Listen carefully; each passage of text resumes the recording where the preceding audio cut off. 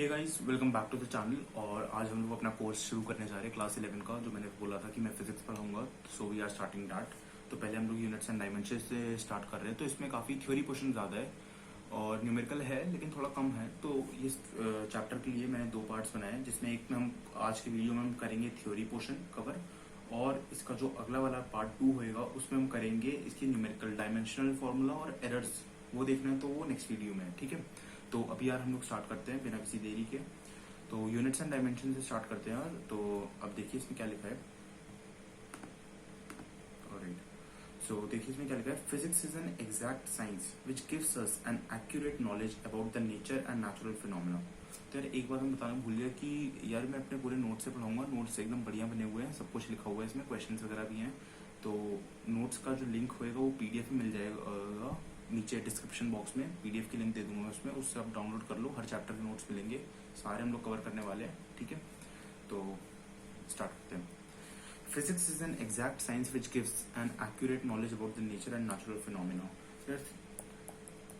बस ये हमसे यही कह रहा है कि जो हमारी फिजिक्स है, जैसे हमारी केमिस्ट्री, मैथ्स और ये सब है, तो ये हमारा एक्यूरेट नॉलेज देता है नेचर और नेचुरल फिनोमेना के बारे में। सारी चीज़ें कैसे काम कर रही हैं, है ना। मतलब कुछ भी हमारे यहाँ काम हो रहा है, जैसे कि फ्रिक्शन, बिना फ्रिक्शन के हम लिख नहीं सकते पेन से, ठीक है। तो मतलब हर चीज़ में फिजिक्स तो यूज हो ही रही है, ठीक है। तो अब आगे बढ़ते हैं। क्या है physical quantities? All those quantities which can be measured directly और indirectly and in terms of which the laws of physics can be expressed are called physical quantities. तो यार इसमें ये कह रहे हैं कि जो हमारी फिजिकल क्वांटिटीज हैं वो हम किसी भी तरह मेजर कर ले। जैसे मेरे पास चावल है, मेरे पास कितना चावल है, 1 किलो चावल है, केजी में नापते हैं हम लोग, मास होता है चावल में, ठीक है। तो हम लोग उसको किलोग्राम में नापते हैं। ऑयल है, उसको हम लोग लीटर में नापते हैं, ठीक है। अलग अलग यूनिट्स है उसकी। तो वो जिस चीज को भी हम मेजर कर सके वो हमारी क्या है, फिजिकल क्वांटिटी है। अब फिजिकल क्वांटिटी भी 2 टाइप की होती है। पहली तो वही हमारी फंडामेंटल क्वांटिटीज, इसमें क्या है, which can be treated as independent of other physical quantity and are not usually defined in terms of other physical quantities are called fundamental quantity। तो यार इसमें ये कह रहे हैं, और एक बार पूरा समझाता हूँ। और डिराइव्ड क्वांटिटी में क्या है, the physical quantity whose defining operations are based on other physical quantities are derived quantity। तो यार अभी हम लोग आगे जाके 7 बेसिक यूनिट्स पढ़ेंगे, तो वो है हमारी फंडामेंटल यूनिट्स। और जैसे हमारी फोर्स वगैरह आती हैं तो वो सब हमारी डिराइव यूनिट्स हैं, है ना। कि जैसे अब मेरा मास है तो मास तो मेरा रहेगा, लेकिन अगर मेरा सॉरी, अगर मेरे पास मीटर है, लेंथ है, ठीक है। तो अब लेंथ में तो मेरे पास मीटर रहेगा, लेकिन अगर मैं बात करूँ मीटर पर सेकंड के बारे में तो वो है मेरी वेलोसिटी। वो क्या है, वही मेरी डिराइव्ड क्वांटिटी। और फंडामेंटल क्वांटिटी क्या है, मेरी मीटर या सिर्फ सेकंड, ठीक है। तो आगे चलते हैं। Measurement. The measurement of a physical quantity is the process of comparing the quantity with a standard amount of physical quantity of the same kind called its unit। तो यार डेफिनेशन वगैरह ज़्यादा जल्दी एग्जाम में पूछ नहीं जाती है इस चैप्टर से, बस ऐसे ही लिखने के लिए मैंने नोट्स में कर दी। अब measure of a physical quantity मतलब वही बता रखा है कि कोई एक पर्टिकुलर यूनिट होती है, कि जैसे मास को हम ग्राम में नाप रहे हैं, 1 किलोग्राम में नाप रहे हैं, कितना है हमें कैसे पता लगेगा। तो वही है यार। अब क्या है measure of a physical quantity, इसमें क्या है, numerical value of physical quantity into size of unit. अब Q जो है वो मेरे पास टोटल क्वांटिटी है ना। अब इसमें क्या है, N इंटू यू। अब N यहाँ पे क्या है, मेरा नंबर है, और U क्या है, मेरा कांस्टेंट है। अब आप यहाँ पे एक देखो, NU इक्वल्स टू कांस्टेंट लिखा है यहाँ पे। इसका मतलब ये है कि मेरा जो अगर 1 किलो चावल मैंने लिया तो वो उतना ही 1 किलो ही रहेगा। अब मैं आपको एग्जाम्पल देता हूँ। जैसे N को हमने मान लिया यहाँ पे 1 और यूनिट को हमने मान लिया केजी, ठीक है। 1 किलो हो गया। अब इसमें मैंने क्या लिखा है यहाँ पे, N is inversely proportional to U unit. अब मैं क्या करता हूँ, मैं अगर N को बढ़ाऊंगा तो मेरी यूनिट कम होगी। अब देखिए 1 किलो का मैंने क्या करा, मैंने इसको कर दिया 1000 ग्राम। तो ग्राम क्या हुई, किलोग्राम से छोटी यूनिट हुई, लेकिन 1 से बढ़ के 1000 भी हुआ। तो अगर एक चीज बढ़ी तो एक चीज कम हुई, ठीक है। बहुत सिंपल बात है। अब क्या है, फिजिकल यूनिट।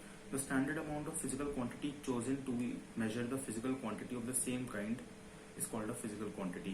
Characteristics क्या इनकी, well defined होनी चाहिए, convenient size, it should not change with time, easily reproducible, indestructible, internationally acceptable, easily accessible। अब यार अगर मेरे को किसी चीज की लेंथ नापनी है ना, जैसे हम लोग यार मैथ्स में हो गया कुछ लाइन वगैरह बनाते हैं किसी पर्टिकुलर लेंथ की, तो हमारे पास स्केल है, ठीक है।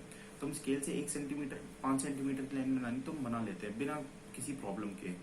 अब यार ऐसा नहीं होना चाहिए कि टाइम के साथ कुछ कुछ चेंज हो जाए यूनिट, है ना, या फिर हमें कन्वीनियंट साइज ना हो, बहुत मुश्किल से मिले। तो ये जो फिजिकल यूनिट होती है ये बहुत ही मतलब कन्वीनियंट होती है और वेल डिफाइंड होती है और इंटरनेशनली एक्सेप्टेबल। अगर मैं मीटर की बात कर रहा हूँ तो यूएसए में भी मीटर को ही 100 सेंटीमीटर बोलते हैं। वहां पे ये नहीं है कि वहां पे 200 सेंटीमीटर 1 मीटर हो सकता है, हर जगह सेम रहता है। अब यार हम बात करते हैं सिस्टम ऑफ यूनिट्स के बारे में। तो सिस्टम ऑफ यूनिट्स क्या है, हमारे 4 टाइप्स के होते हैं। एक होता है हमारा सीजीएस, इसमें क्या होता है हमारा सेंटीमीटर ग्राम सेकेंड। इसमें क्या है सीजीएस मतलब कि जो मैं लेंथ लूंगा वो लूंगा सेंटीमीटर में, मास जो लूंगा वो लूंगा ग्राम में, और टाइम जो लूंगा वो लूंगा सेकेंड्स में। तो ये हमारी सीजीएस यूनिट है।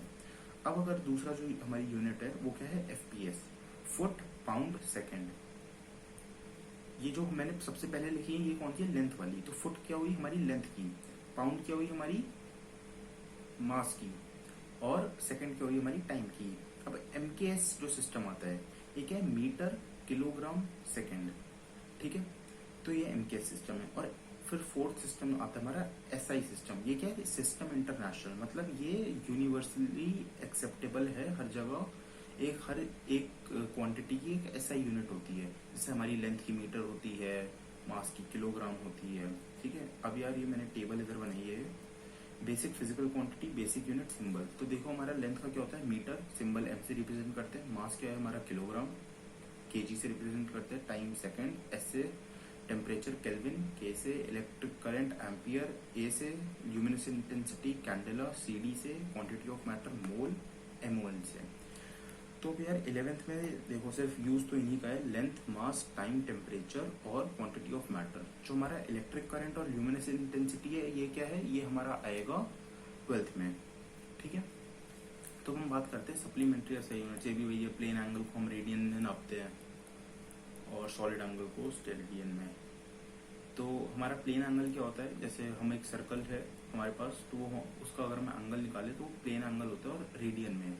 तो यार जैसे हमारा एक पूरे सर्कल में 360 डिग्री होता है, तो उसके हिसाब से एक सर्कल में 2 पाई होते हैं रेडियन। वो थोड़ी मैथ्स है, वो ट्रिग्नोमेट्री में आप लोग सीखते हो। अब हम बात करते हैं प्रैक्टिकल यूनिट्स के बारे में। जैसे 10⁻⁻15 को हम क्या बोलते हैं, फेम्टो। 10⁻⁻12 को पीको, -9 नैनो, 10⁻⁻6 माइक्रो, 10⁻⁻3 मिली। तो यार ये मतलब याद तो क्या मतलब, जैसे हाँ याद तो करना पड़ेगा आपको कि जैसे हमें बोल रखा है कि 1 नैनोमीटर है, तो हमें पता होना चाहिए कि 10⁻⁻9 मीटर की ये बात कर रहे हैं हम इससे। और जैसे हमारा आता है ये हमारा जैसे 1 एंगस्ट्रॉम, 10⁻⁻10 मीटर, नैनोमीटर बता दिया है, माइक्रोन, ठीक है। तो अब यार ये जो आगे मैंने कुछ लिखी है ये कभी कभी 1 मार्कर में पूछ लेते हैं एग्जाम में कि आपको बताना है, तो इसमें कुछ ऑप्शन नहीं है, आपको याद करना पड़ेगा कि 1 लाइट ईयर कितना होता है, 9.467 इंटू 10⁻15 मीटर। 1 एस्ट्रोनॉमिकल यूनिट कितना है, ऑलमोस्ट 1.5 इंटू 10⁻11 मीटर। 1 पार्सेक कितना है, 3.26 लाइट ईयर्स, ठीक है। फिर यार आप देख सकते हो, याद कर सकते हो। ये नीचे के जो 5 लिखे ज़्यादा इंपॉर्टेंट नहीं है, ऊपर वाले इंपॉर्टेंट थे। अब ये हम आते हैं यूनिट्स फॉर मेजरिंग टाइम। इसमें क्या है यार हमारा solar day, time taken by earth to complete 1 rotation. जो हमारे 24 घंटे लगते हैं एक बार अर्थ घूमने में, उसको हम क्या बोलते हैं, सोलर डे। अभी यार आप बस समझो, नोट्स लिख तो पाओगे नहीं क्योंकि मैं बहुत फास्ट जा रहा हूँ, ठीक है। इतनी जल्दी तो लिख तो पाओगे नहीं, तो आपको नोट्स PDF में मिल ही जाएंगे और बस आराम से हो जाएगा। अभी बस आप समझो, ठीक है।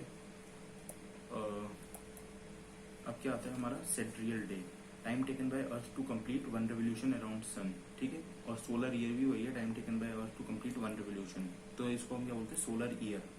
कि सन के अराउंड हमारी अर्थ ने पूरा एक चक्कर लगाया तो उसको हम बोल देते हैं सोलर ईयर। ट्रॉपिकल ईयर हमारा क्या है, year in which there is total solar Eclipse.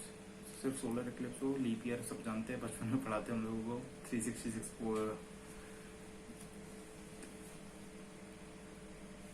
366.25 days divisible by 4, February has 29 days. Lunar month में क्या होता है यार, 27.3 डेज होते हैं। और एक शेक क्या होता है, 10⁻⁻10 सेकेंड होते हैं, ठीक है। आए समझ में सबको, मजा आ रहा है। ये थोड़ा थियोरेटिकल है, हो सकता है किसी को बोरिंग लगे, इतना इंटरेस्ट नहीं आते हैं इसमें। लेकिन आगे से जो काइनेमेटिक्स जो चालू होएगा इसमें भी अभी अगले पार्ट में बहुत ज़्यादा मज़ा आएगा, है ना। बस यही थोड़ा थ्योरेटिकल है पूरी फिजिक्स में हमारी, ठीक है। बाकी इतना कुछ है नहीं, थ्योरी मज़ा आने वाले क्वेश्चन करेंगे बढ़िया बढ़िया। अब क्या है हमारा ऑर्डर ऑफ मैग्नीट्यूड ये आ रहा है हमारा। तो ऑर्डर ऑफ मैग्नीट्यूड क्या है हमारा, the order of magnitude of a physical quantity is that power of 10 which is closest to its magnitude. तो भैया देखो जैसे हमारा 8 लिखा था, ठीक है, तो इसको हमने क्या करा 0.8 इंटू 10 की पावर 1, मतलब हमें 10 की पावर 1 में चाहिए। अब जैसे हमारा 0.05 है तो 5 इंटू 10 की पावर -2, तो हमारा ऑर्डर ऑफ मैग्नीट्यूड क्या होगी, जो हमारी 10 की पावर आएगी, एक बार हमने उसको स्टैंडर्ड उसमें लिख दिया, अब जो उसमें 10 की पावर आएगी वो होगी हमारी ऑर्डर ऑफ मैग्नीट्यूड। अब यार देखो क्या है हमारा मेजरिंग हाइट, क्लास 10 में ट्रिग्नोमेट्री में पढ़ाया गया, tan थीटा क्या होता है, परपेंडिकुलर अपॉन बेस, याद आ रहा है, ठीक है। तो जैसे हमारा ट्राइंगल है ABC, इसमें क्या करा हमने थीटा एंगल पे ये है हमारा, और AB हमारा H और BC हमारा X। तो जिस साइड थीटा होता है उस साइड हमारा बेस होता है, और उसके अपोजिट साइड क्या होता है हमारा परपेंडिकुलर। तो ये क्या हो गया हमारा परपेंडिकुलर अपॉन बेस h/x, ठीक है। हाइट अगर निकालनी तो h equals to x tan theta. अब यार इसमें आता है height of an inaccessible object, हमें कि अगर उसके बारे में पता नहीं है कि इसकी हाइट कितनी है, और हमें थीटा 1 थीटा 2 जैसे इसमें पता है, 10th क्लास में इस टाइप के क्वेश्चंस करे थे ट्रिग्नोमेट्री में, एप्लीकेशन ऑफ ट्रिग्नोमेट्री में, है ना। तो इसका यार यहाँ पे हमने ना फॉर्मूला यहाँ पे बना रखा है। तो in right triangle cot theta 1 हमने निकाल रखा है x/h, और कॉट थीटा 2 हमने निकाल रखा है d प्लस x/h, ठीक है। ये देख लो आप, अच्छा कॉट थीटा क्या होता है, कॉट थीटा क्या होता है बेस अपॉन परपेंडिकुलर। जब हमने कॉट थीटा 1 लिया तो हमारा क्या आया x/h, और जब हमने कॉट थीटा 2 लिया तो ये पूरा BD बन गया, ठीक है। तो d प्लस x/h ये हो गया हमारा। अब आगे देखो फॉर्मूला है सेम, हमने क्या करा, हमने करा cot theta 2 minus cot theta 1, तो ये आगे हमारा, तो हमें h निकालना था, तो h हमारा क्या हो गया d upon cot theta 2 minus cot theta 1। इस पे रेयरली क्वेश्चन आता है कभी। तो हम पैरेलैक्स की बात करते हैं। Parallax is the apparent shift in the position of object with respect to another when we shift our eyes sideways. तो यार कभी आप लोगों ने ऑब्जर्व करा कि जैसे मैंने ये पेन रखा है, अभी मैं इसको इस नजरिए से देख रहा हूँ तो मेरे को इसकी कुछ पोजीशन लग रही है, कुछ इसकी मतलब कि कितना बड़ा है पास से देखने में, और दूर से देख रहा हूँ तो मेरे को यार कुछ अलग दिख रहा है ना, अलग उससे दिख रहा है। तो यार ये इस वीडियो में तो समझ में आएगा नहीं, आपको खुद करके देखना पड़ेगा कि मतलब ये यार बहुत ज़्यादा बड़े ऑब्जेक्ट्स में काम करती है, इसमें तो इतना पता नहीं लगता हम लोगों को। तो जैसे थीटा हमारा क्या होता है आर्क बाय रेडियस। अब एक हमने सर्कल बनाया, सर्कल में एक हमने सेक्टर बनाया, सेक्टर का जो थीटा होएगा वो क्या होगा हमारा आर्क बाय रेडियस, और यहाँ पे थीटा किस में होगा रेडियन में होगा, डिग्री में नहीं लेंगे हम। अब हम करते हैं लीनियर मैग्निफिकेशन के बारे में। तो जैसे हमारी कुछ इमेज या ऑब्जेक्ट वगैरह बन रही है तो हम उसकी लीनियर कुछ मैग्नीफाइड हो जाता है, तो उसके लिए हम क्या करेंगे, फॉर्मूला है हमारे पास final size upon initial size, मतलब size of image upon size of object, ठीक है। और linear magnification is equal to under root of areal magnification. कभी कभी क्या होगा हमें क्वेश्चन में एरियल मैग्निफिकेशन दे देंगे तो हमें लीनियर मैग्निफिकेशन कैलकुलेट करनी पड़ेगी, तो ऐसे निकल आएगा हमारा।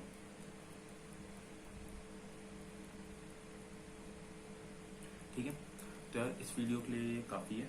अब मज़ा आने वाला है अगले वीडियो में, उसमें क्या है हमारा पार्ट 2 में डायमेंशनल फार्मूला और एरर्स के बारे में, तो उसमें क्वेश्चंस भी हैं कुछ, तो आप अगला वीडियो ज़रूर देखना। और अभी तक आपको वीडियो पसंद आया हो तो वीडियो को लाइक करें, सब्सक्राइब करें, कमेंट करें कैसा लग रहा है, कहाँ कहाँ और इम्प्रूवमेंट हो सकता है। So thank you for watching, bye bye.